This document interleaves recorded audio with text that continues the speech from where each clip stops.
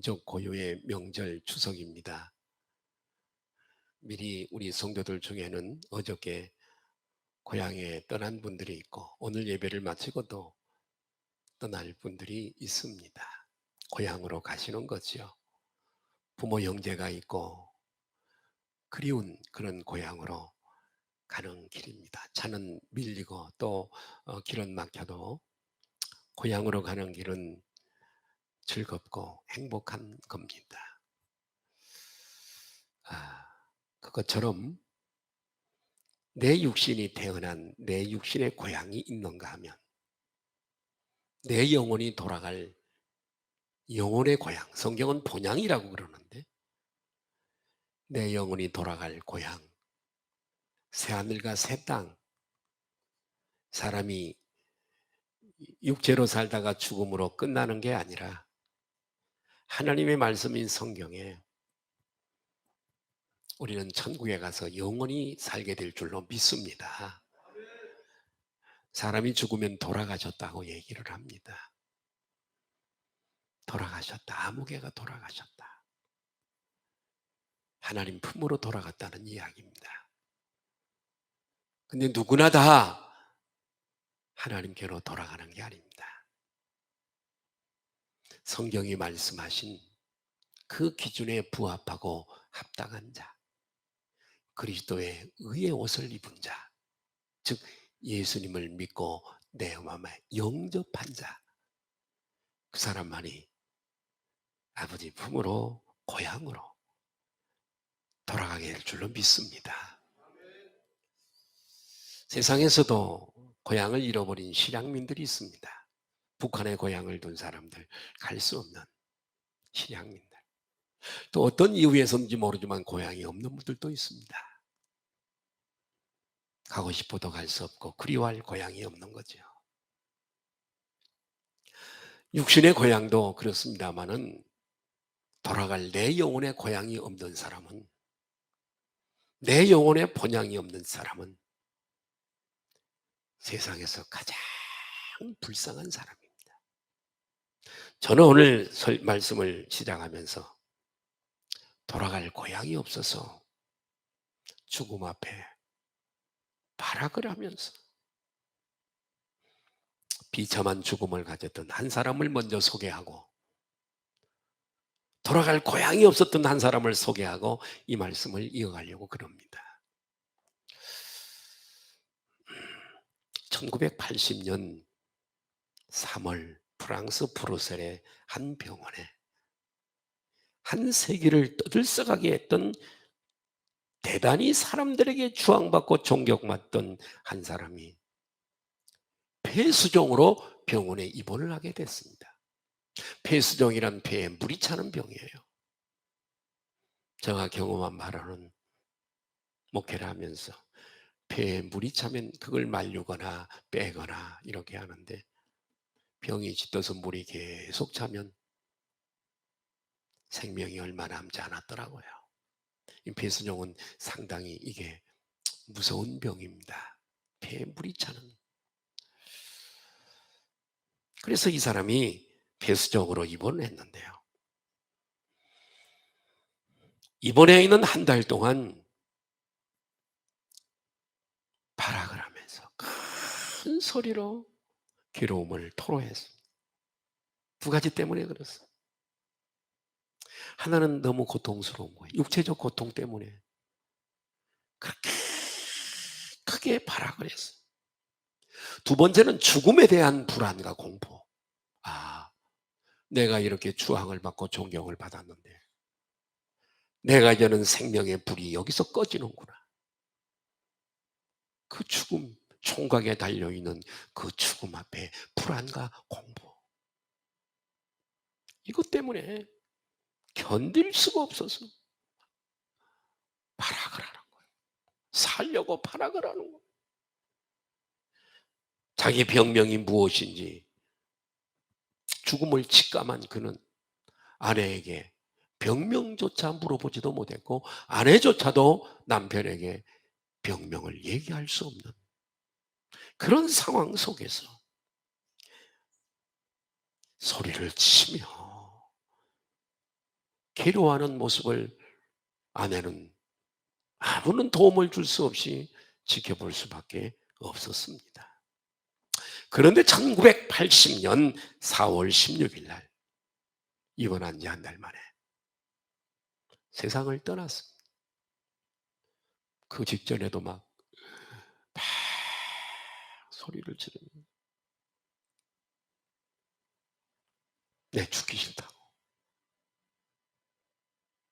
우리 친척 가운데 한 분 예수를 안 믿는 사람이었는데 임종 때 얘기를 잠시 들어보니까 임종 직전에 막 온 방을 뒹굴면서 간암으로 세상을 떠난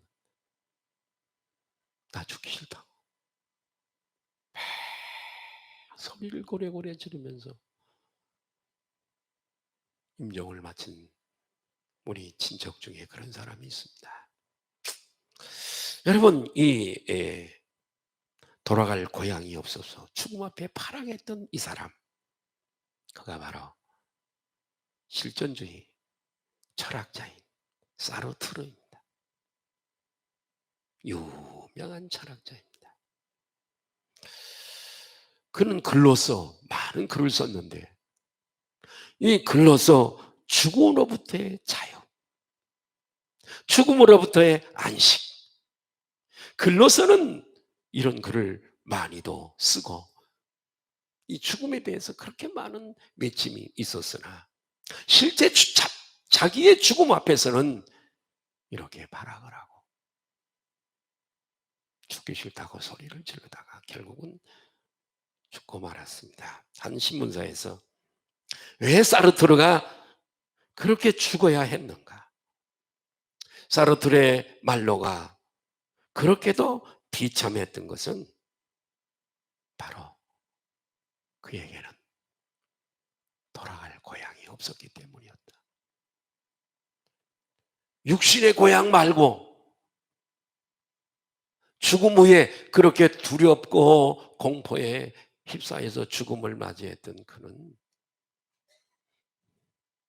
내 영혼이 돌아갈 집을 준비하지 못했고 알지 못했기 때문에 죽음으로써 모든 것이 다 끝나는 줄 알았고 그렇기 때문에 그런 비참한 죽음을 가져왔다라고 기사를 내보냈습니다.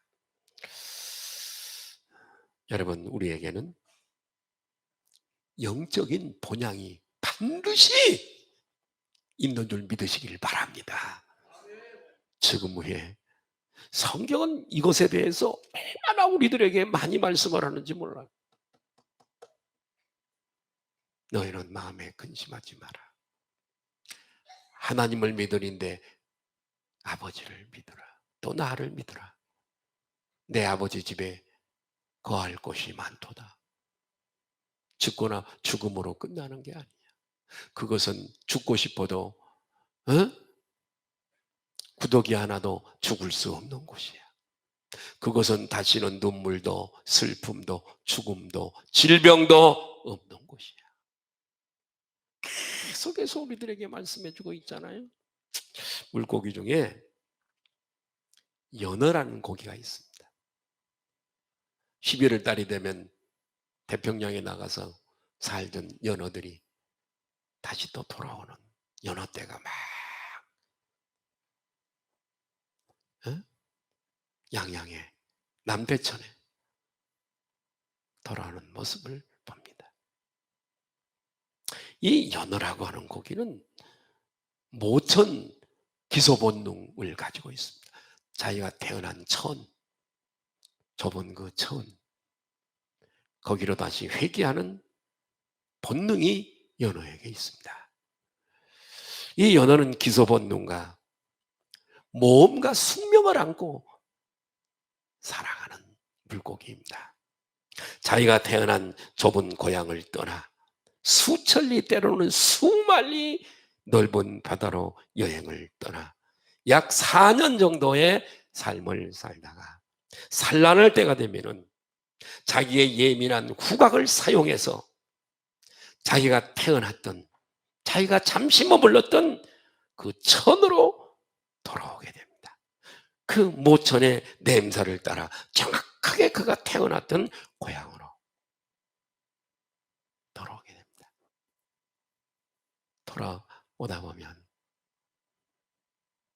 높은 곳도 뛰어올라야 돼요. 자, 폭포도 뛰어. 몸이 다 상하게 돼. 그리고는 이제 산란을 마치고 조용히 죽음을 맞이하게 됩니다. 고향으로 돌아와서 죽음을 맞이는 게 이 연호입니다. 내일 모레 21일은 우리 고유의 명절 추석 날입니다. 금년에도 마치 연호처럼 고향의 냄새를 따라서 고향길을 가는 연호 인생들을 고속도로를 우리 매스컴을 통해 내려가는 그들을 보게 될 겁니다.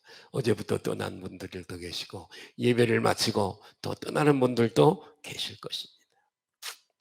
오늘 우리가 읽었던 본문 전체를 다 읽지 않았습니다. 이 본문에도 고향길을 되돌아온 고향길을 가는 한 아들의 이야기가 오늘 기록되어져 있습니다.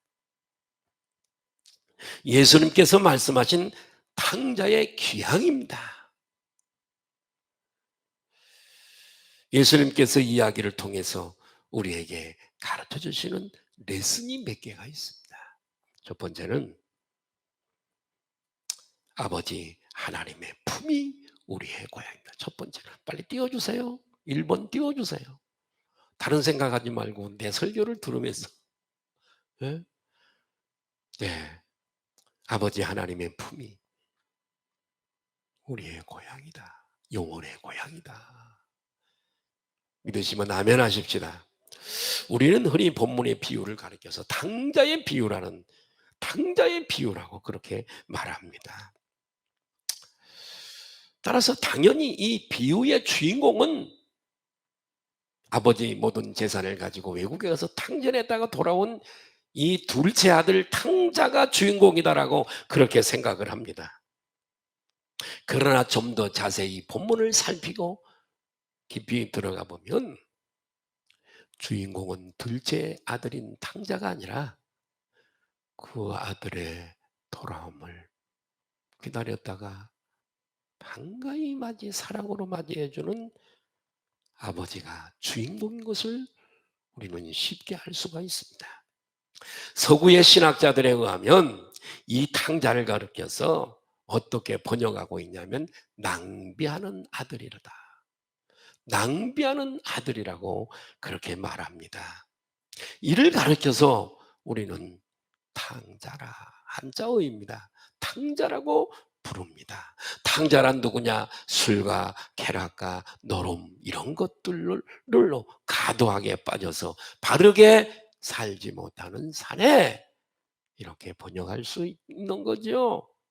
둘째 아들은 아버지에게서 받은 모든 유산들을 받아서 먼 나라에 가서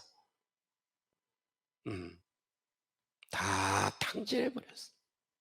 예? 낭비해버린 아들. 그런데 이 서구학자들은 예수님께서 소개하신 이 아버지 또한 낭비하는 아버지 그렇게 말합니다. 아니 이 아버지가 무엇을 낭비했다는 얘기인가? 아들을 위해 아낌없이 사랑을 낭비한 풍성한 사랑을 얘기하고 있는 거죠.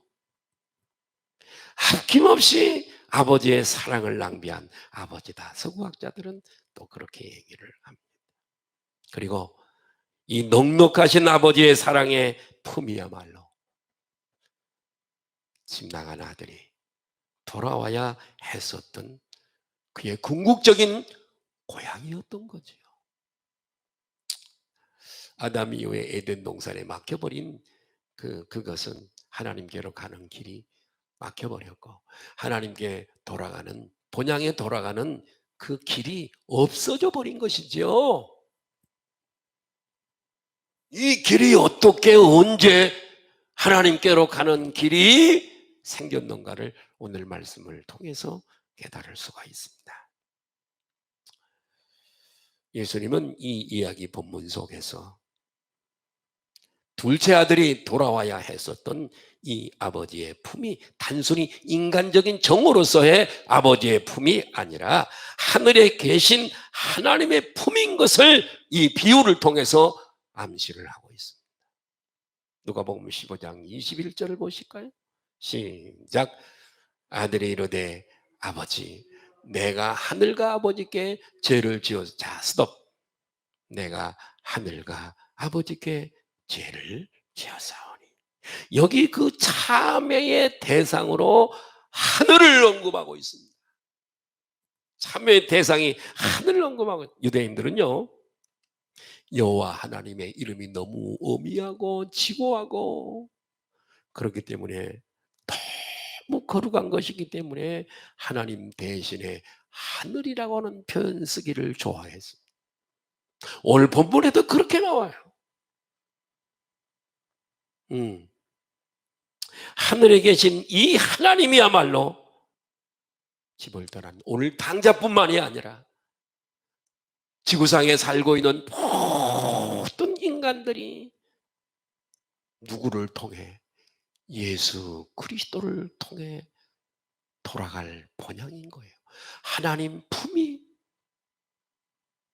예수 그리스도를 통해 돌아가야 할 본향인 거예요. 돌아갈 내 고향, 영혼의 고향 하늘나라, 하나님의 품. 여러분, 우리에게는 영혼이 돌아갈 고향이 이렇게 있는가 하면 우리 육신의 고향도 있습니다. 고향은 참으로 아름다운 것입니다. 고향이라고 하는 말만 들어도 마음의 감동이, 눈물이 찡할 만큼. 고향 친구들, 그리고 고향역, 허름하지만 고향 집, 그리고 고향 풍경, 내가 거닐었던 길, 내가 뛰어다녔던 들판, 고향에 있는 것들이면 그렇게 아름답게 느껴지고 그리고 그리운 것입니다. 사람이 죽을 때가 되면요 꼭 고향을 그리워서 꼭 한번 가보고 싶어 하는 거죠. 고향입니다. 제가 아는 어떤 분 고향을 다 차로, 손자가 할머니를 태우고 다 돌아보고 와서 15일 더 살다가 세상을 떠났습니다. 사람이 죽을 때가 되면 고향을 가고 싶은 거예요. 고향은요 나의 과거가 있는 곳입니다. 나의 추억이 있는 곳이고요, 나의 꿈이 있었던 곳입니다. 나의 추억이 있는 곳, 우리에게 언젠가는 돌아가야 한다는 마음의 부채로 남아있는 곳이 고향입니다. 이번 추석에도 우리 많은 성도들이 고향을 찾아갈 겁니다. 그러나 이번 추석에 고향을 찾지 못하는 분도 여의치 못해서 못 가는 분도 있지만은, 그러나 그 고향에 내가 꼭 보고 싶고 만나 보아야 할 그분이 존재하지 않기 때문에 못 가는 분들, 부모님이 다 돌아가시고 가도 반겨줄 사람 없고 만날 사람 없는 사람은 고향이 있어도 가고 싶지 않습니다. 그래서 못 가는 분들도 있습니다. 심리학자들은 이 인간의 마음에 내재한 가장 깊숙한 곳에 있는 그리움을 가리켜서 아버지에 대한 굶주림이라 심리학자들은 그렇게 얘기합니다. 아버지에 대한 굶주림, 그립고 보고 싶은 그 굶주림. 진정으로 믿고 신뢰할 수 있는 그 아버지의 부재 현상이야말로 현대인들의 정신적 방황의 근본적인 원인이다. 이렇게 심리학자들은 얘기를 하고 있습니다. 그런데 오늘 예수님은 하늘에 계신 하나님, 그분이 바로 우리가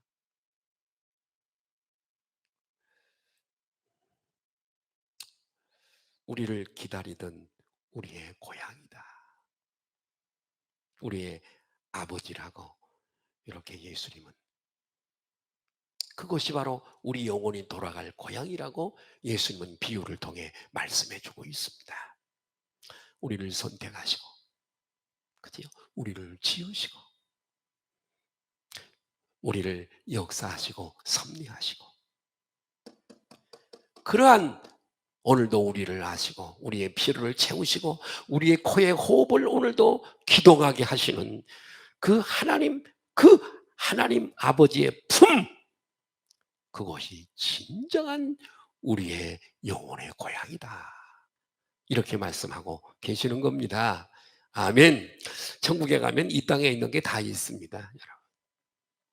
이 땅에 우리의 고향이 있듯이 본향이 있어요. 이 땅에 아버지가 있듯이 여러분, 거기도 우리의 진정한 참아버지가 계세요. 다 있습니다. 여기 있는 게 거기 다 있어요. 이 땅에 있는 건 비유일 뿐이에요. 여러분, 오늘날 많은 사람들이 이 땅에서 식양민처럼 그렇게 방황하고 사는 이유는 바로 나의 진정한 고향인 하나님을 떠나 있기 때문에 방황하는 겁니다. 자, 두 번째로, 고향에는 우리가 찾는 모든 것이 있습니다. 자, 오늘 본문에 둘째 아들이 집으로, 고향으로 돌아가기 전에 그가 경험하고 있었던 것들을 한번 좀 조사해 볼까요?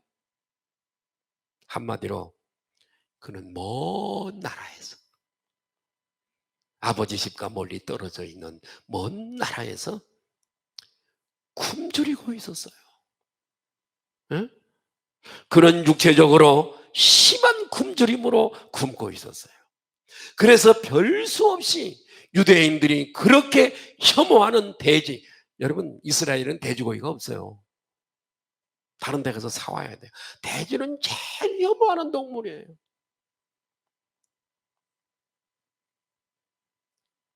그런데 여러분, 가장 이 탕자에 낮아지고 전락한 그 부분을 표현할 때, 돼지가 먹는 지엽 열매, 이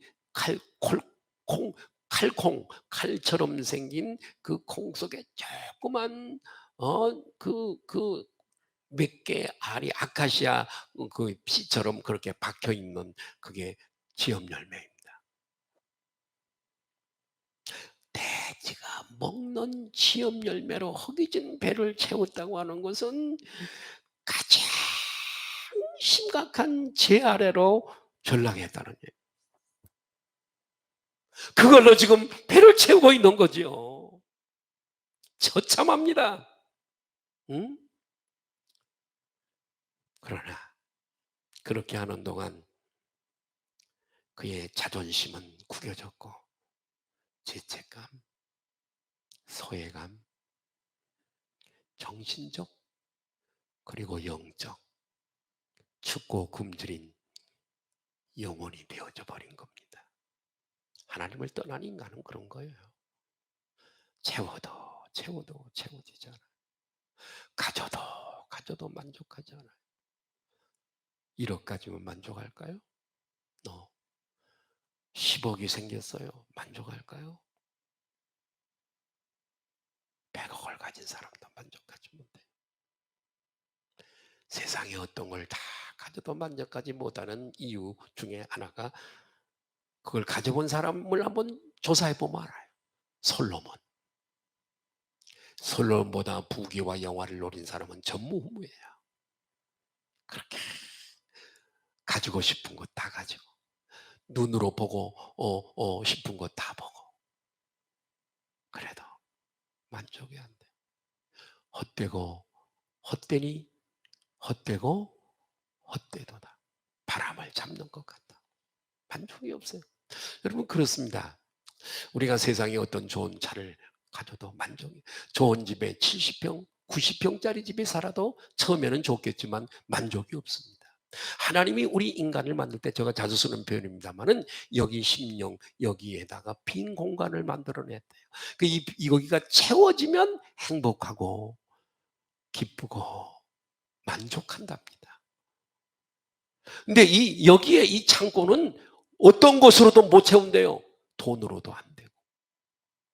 응? 어떤 것으로도 만족, 행복을 가질 수가 없어요.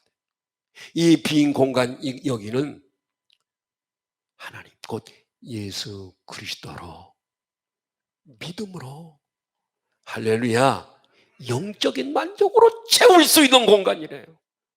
여기가 예수님으로 채워져야 비록 가난해도 행복하고, 아멘, 그렇다는 거예요. 에?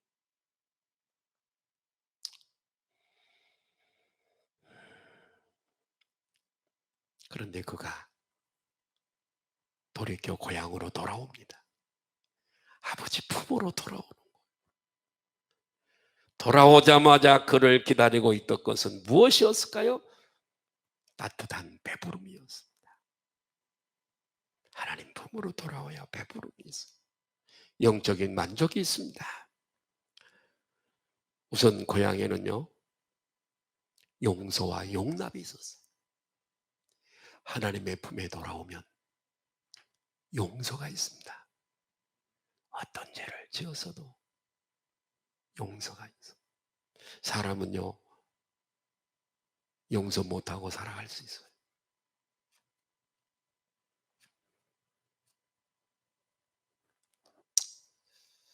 길동에서 목회를 할 때입니다. 가끔 제가 이 말을 합니다만, 우리 아내 고향이 부여입니다. 거기도 부여였어요. 귀한 면이었어요.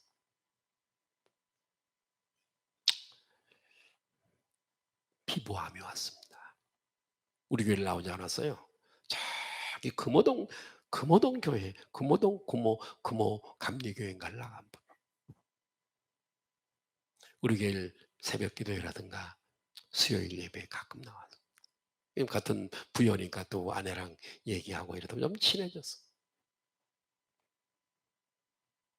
치유의 기도를 좀 해달라는 부탁이 들어왔습니다.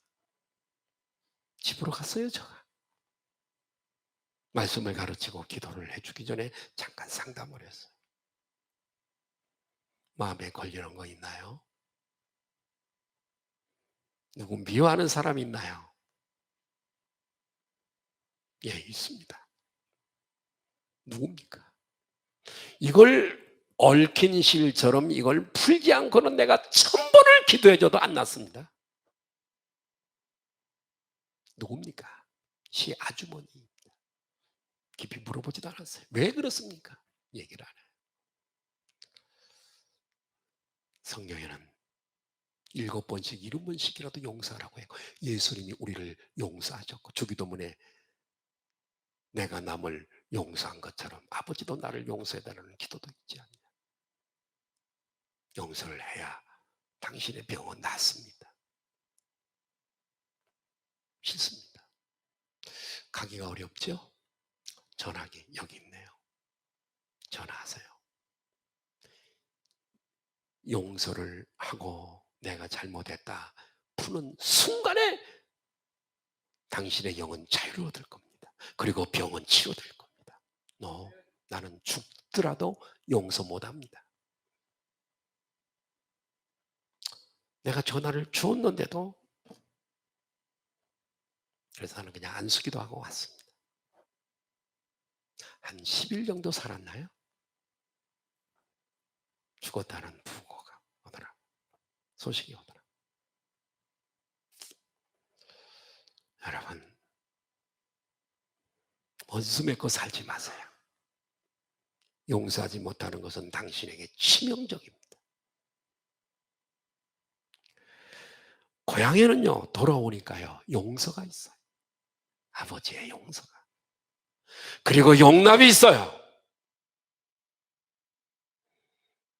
하늘과 아버지께 죄를 얻었다고 죄책감으로 떨고 있었던 아들은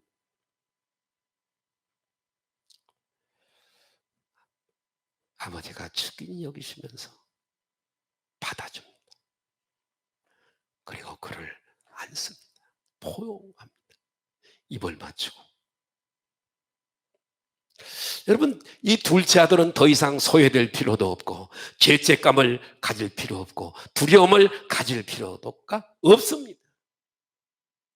사실 이 아버지는 이미 이 아들을 용서해 놓고 기다리고 계셨어요. 이제나 저제나 기다리고 계셨던 거예요. 그리고 그가 돌아오는 순간에 조건 없는 용서를 해버린 거지요. 그것이 바로 우리의 진정한 고향 하나님의 품인 줄로 믿습니다. 예? 한 걸음 더 나아가 고향에는 아들을 위한 신분의 회복과 새 출발의 축복이 있습니다. 신분의 회복은 가락지입니다. 너는 내 아들이야. 나는 가서 우리 아버지에게 품꾼의 하나로만 좀 먹을 것만 좀 배부르게 주세요 그랬는데 아버지는 그렇게 대우하지 아니하시고 아들로 삼으시고 가락지를 끼워서 아들의 신분을 회복시켜 주실 뿐만 아니라 새 출발 회복뿐만이 아니라 새 출발의 사인을 주시는데 새 옷과 의의 옷, 이것은 장차 입을 예수 그리스도의 의의 옷의 예표예요. 새 옷, 새 신발, 새로운 출발을 상징하는 새 옷과 새 신발을 입혀주는 거예요.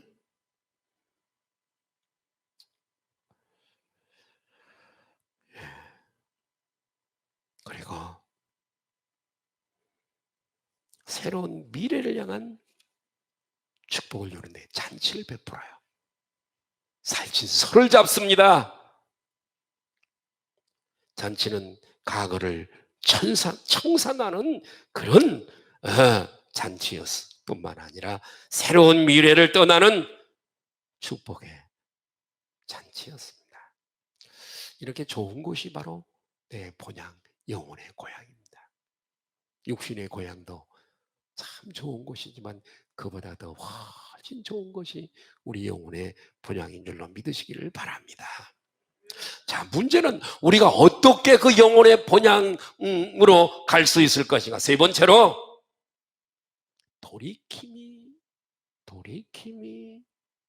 고향으로 가는 길의 시작입니다. 돌이킴. 다음 따라할까요? 돌이킴. 예, 이 탕자에게는요 이렇게 전락했어요.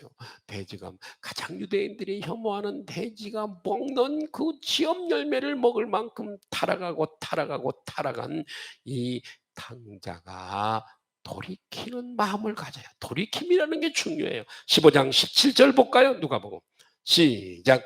이에 스스로 돌이켜 이르되. 돌이키죠? 우리도 다 돌이킨 자들이잖아요. 회개하고 하나님께로 돌아온 돌이킨 자들이잖아요. 내 아버지에게는 양식이 풍족한 품꾼이 얼마나 많은가. 그런데 나는 여기서 줄여 죽는구나. 돌이키는 거예요. 이 말은 본래 자기 자신에게로 돌아왔다는, 정신이 들었다는 뜻이에요.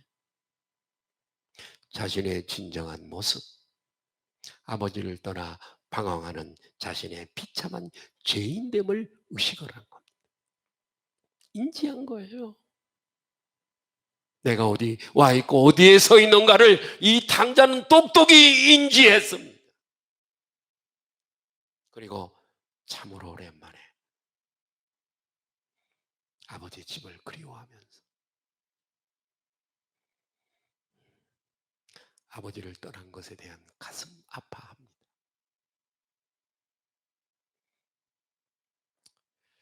이것이 바로 기독교가 말하는 회개의 출발점인 줄로 믿습니다. 그러나 이것만 가지고는 아직 회개가 아닙니다. 돌이키는 감정, 그것만 가지고는 진정한 회개가 아닙니다. 회개는 뉘우치는 감정과 뿐만 아니라 그 이상의 의지적인 결단이 있어야 되는 거예요. 결단! 당자를 볼까요? 어떻게 결단하는지? 누가복음 15장 20절입니다. 자, 결단 어떻게 하는가 보세요. 돌이킴과 결단 중요한 겁니다. 시작. 이에 일어나서 행동하지요? 동사입니다. 일어나서 아버지께로 돌아가니라. 아버지께로 돌아가니라. 여러분, 이것이 진정한 회개인 줄 믿습니다. 사실은 회개라고 하는 것 일생의 단회적인 겁니다. 한 번에 한 번.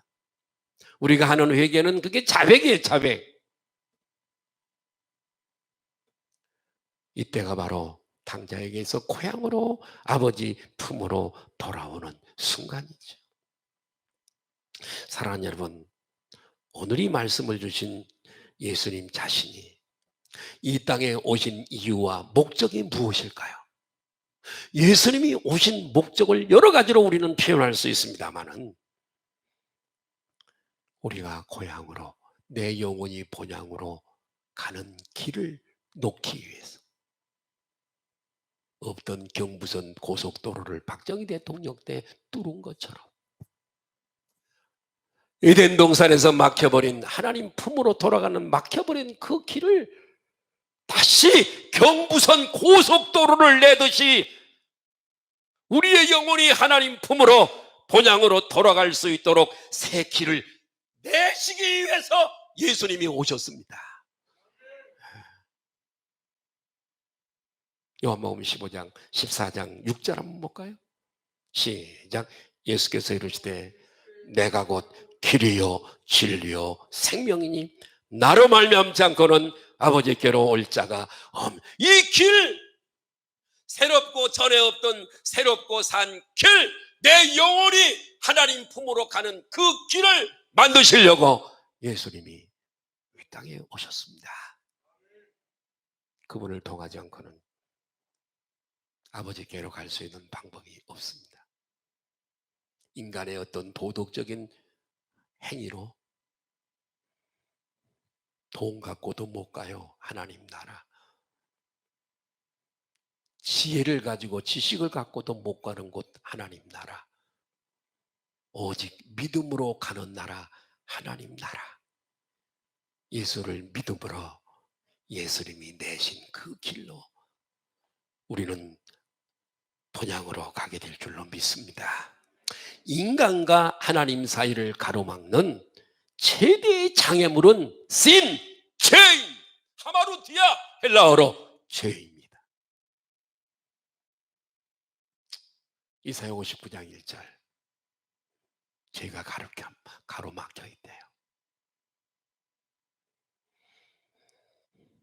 죄책감이라고 하는 거. 하나님께 나오려는 모든 사람의 발목을 잡는 무거운 사슬입니다. 이 당자 얼마나 주저했을까요? 과연 아버지가 나를 용서해 주실까?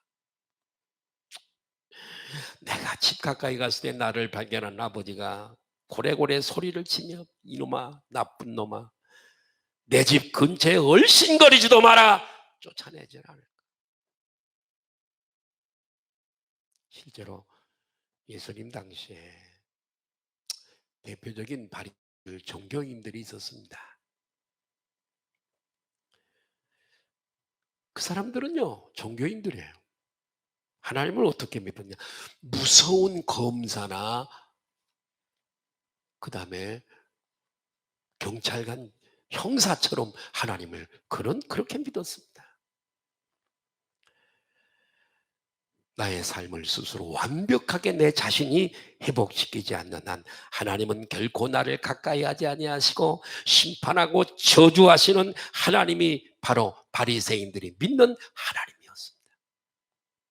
그래서 바리새인들은 일체 부도덕한 사람들과 상종하지 않습니다. 사마리아 사람들 만나지 않죠, 유대인들은. 응? 그런데 우리 예수님의 삶을 보십시다. 예수님의 삶은요, 그들에게 충격 자체였어요. 예수님은요, 세리와 가까이 하시죠. 창기와 가까이 하시죠. 친구를 자청한 세리 사케오의 집에 하룻밤을 묵으시죠. 그들을 찾아가서 그들을 어울리시며 함께 먹고 그들을 안아주시고 그들을 축복하시고. 여러분 누가복음 15장 1절 2절 한번 볼까요? 시작. 모든 세리와 죄인들이 말씀을 들으러 예수님께 가까이 나오니. 그래요. 자, 시작. 바리새인과 서기관들이 수군거려 이르되 이 사람이 죄인을 영접하고 음식을 같이 먹는, 우리는 절대 같이 안 해. 근데 예수님은 와서 그들의 친구가 되어 주셔? 이건 아니요. 하나님은 형사 같은 분이고 검사 같은 분인데.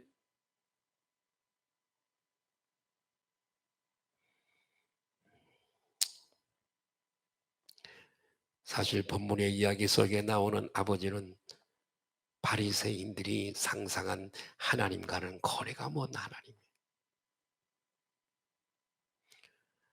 돌아오는 아들을 미리 용서해놓고 기다리시던,